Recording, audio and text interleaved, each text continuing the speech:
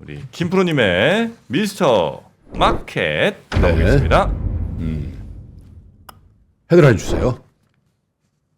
막대한 채무 불이행이 이어질 것. 2년간 부동산 시장 매우 추악해진다. 추악해진다요? 네, 이런 얘기를 한 미국의 금융 전문가가 있네요. 네. 우리가 NYCB 주가가 뭐 계속 떨어진다 그랬는데 아까 제가 아침에 보니까 22%또 빠졌더라고요.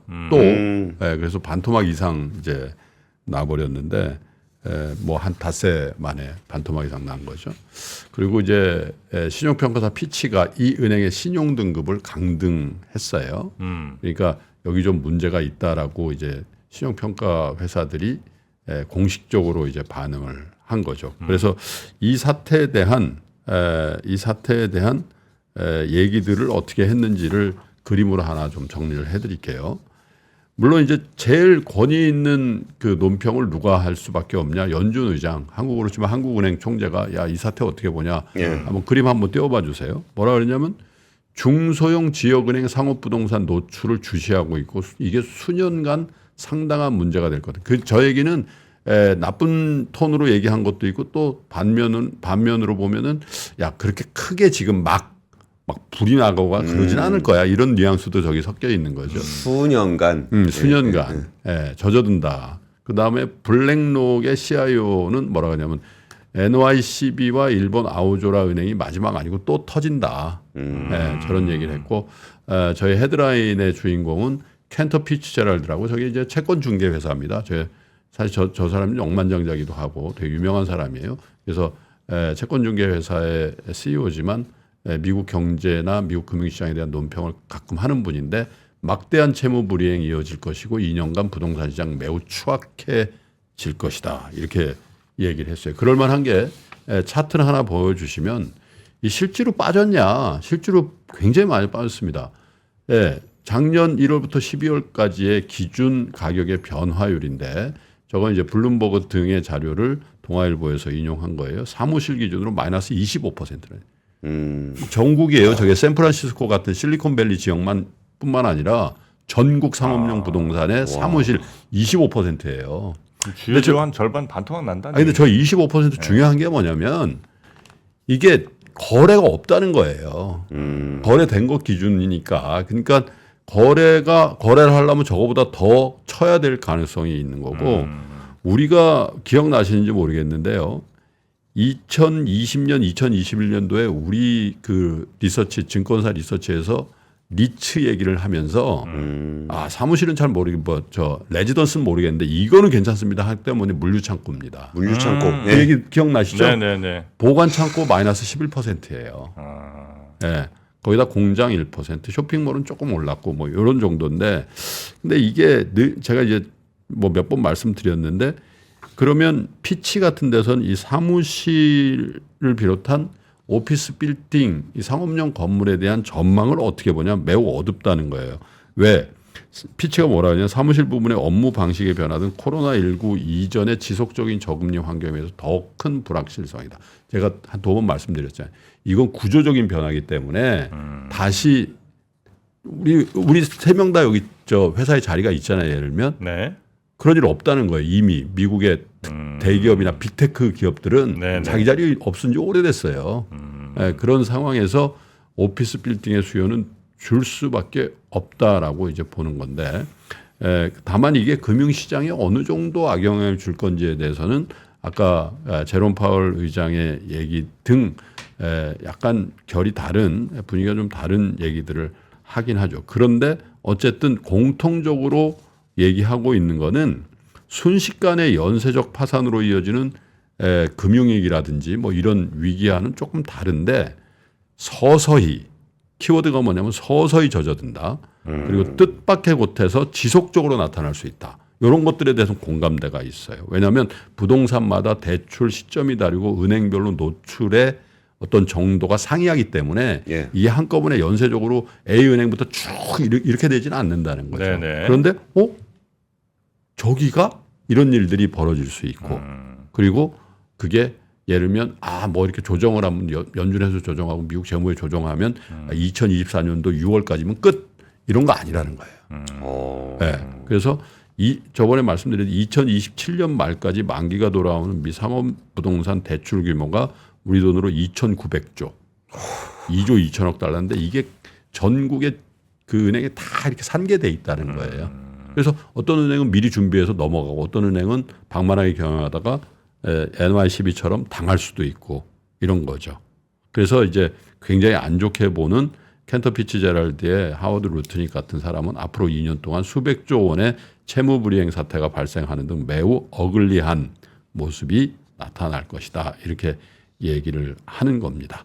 그래서 다만 이제 월스트리트의 또 다른 시각은 아유, 야 미국 걱정하지 말고 다른 나라 은행 걱정하세요. 왜냐하면 이게 아오조라 뱅크를 비롯해서 또 어제 말씀드린 도이체뱅크를 비롯해서 네. 이런 데 노출이 많이 돼 있는데 미국은 그나마 금융 시스템이 낮고 경기가 나쁘지 않기 때문에 견딜 수 있는데 그런 은행들은 오히려 더 시스템적으로 문제가 될 수 있다라고 그걸 걱정하는 게 많다는 거죠. 그래서 이번 이 상업용 부동산에 대한 워닝을 계속 드리는데 여기서 그냥 이거 위험하니까 우린 뭐 위축되고 그러자는 말씀만은 아니고 한번 생각해 보시라는 거죠. 빅테크 기업의 이익이 좋아지는 이유가 비용을 굉장히 효율적으로 컨트롤한다는 거거든요. 네. 작년에 아마존을 비롯해서 뭐 구글도 마찬가지고 페이스북도 그렇고 메타죠. 거기도 그렇고 엄청난 감원을 했잖아요. 그런데 그 감원을 미국이 워낙 노동시장에 유연한 부분도 있습니다만 유연성을 더 고양시키는 환경으로 가는 거예요. 자 보세요. 매일 출근하는 그 자리에 고정 있어요. 네. 그 사람을 감원하는 거하고 눈에 안 보이고 재택하고 이런 사람을 감원하는 거하고 틀립니다. 훨씬 더 유연해질 수 있어요. 이런 업무 방법의 이 변화가 그죠? 그 다음에 여기에 이런 생태계에서 의존해서 먹고 사는 비즈니스맨들 되게 위험해질 수 있다는 거죠. 이 미국 상업용 부동산 시장의 가장 큰 중개 회사가 어디냐면 콜드웰 뱅크 리차드 앨리스라는 데예요. 콜드웰 뱅크라고 뭐 들어보셨을 거예요. 콜드웰 뱅크. 네. 거기 CEO가 되게 유명한 분이고 리사 스테그몽이라는 사람인데 22년 만에 이번에 리타이어합니다. 자리를 물러나요. 네. 이분이 대부분의 큰 상업용 건물 다 중개하는 그 책임자거든요. 네, 그래서 이런 은행들 이런 브로커리지 회사라든지 이런 데 되게 위험해지고 있다라는 것도 염두에 두시고 은행이 이렇게 개별적인 리스크에 이른바 테일 리스크에 노출이 되면은 이 연준에서도 굉장히 긴장하게 되고 오히려 그 부분이 지난번에 말씀드린 것처럼 연준의 완화적인 정책의 모티브가 될 수도 있다라는 측면에서 한번 바라보는 시각도 있는 것 같습니다. 근데 김 지금 말씀해 주신 얘기가 제가 되게 궁금했던 부분인데 예전에 SVB 같은 경우는 이게 뻥 터졌잖아요. 네. 그러니까 바로 재무부하고 연준하고 딱 들어가가지고 이제 그걸 다 누르면서 뭘 했잖아요. 근데 지금 말씀해주신 얘기주는 이렇게 이제 전국 방방 곳곳에 박혀 있는 애들이 기간도 좀 분산돼 있고 그러면 산발적으로 이렇게 좀 장기적으로 터진다 그랬을 때 네. 그러면은 그거는 어떻게 봐야 되는 거예요? 이렇게 빵 터지면 확 들어갈 건데 이게 산발적이고 쭉 늘어지게 터지면은 이거는 어떤 시장으로? 지금 그때 확 들어갔던 이유가 하나 있죠. 뱅크런 때문에 그런 거거든요. 예. 그 은행이 도산하는 게 문제가 아니라 예금자 보호, 뱅크런이 연쇄적으로 나타날 수 있기 때문에 예금보험공사가 들어가고 연준이 조치를 한 거고 그래서 그때 사실 그때부터 장이 살았던 이유가 겁을 먹어가지고 유동성을 굉장히 강화했거든요. 네, 그래서 작년 3, 4월 달에 위기가 온다고 했는데 그때를 바닥짚고 오히려 장이 올라버렸잖아요. 근데 지금은 그때 그걸 봐가지고 뱅크런이 없어요. 주가가 그냥 빠지는 거예요. 지금 NYCB에 뱅크런이 있다는 얘기 없잖아요. 네. 네. 그래서 저거는 예금자 보호 확실히 해줬지. 그러니까 그거에 대한 신뢰가 있어. 이건 뱅크런의 문제가 아니라서 연준이 그때처럼 막 급하게 들어가가지고 선제적으로 그걸 하고 그럴 이유가 별로 없는 상황이 된 거죠. 이제 투자한 사람들의 손실은 뭐 생길 수 있으나. 그리고 그거는 그때 천명했던 원칙이 뭐냐면 예금자는 보호해 주는데 에쿼티 투자자는 책임져라 해서 책임졌잖아요 그때. 네, 그래서 헐값에 매각이 되고 그런 건데 그래서 이게 은행들의 재무 구조의 훼손 그리고 그 은행들이 대부분 상장 은행들이거든요. NYCB도 마찬가지지만 그렇게 됐을 때 이제 은행 권역의 어떤 주가의 하락이라든지 또 그 은행의 어떤 유동성의 문제 이런 것들이 벌어졌을 때 금융시장에 문제가 될 수 있다 이런 거죠. 네.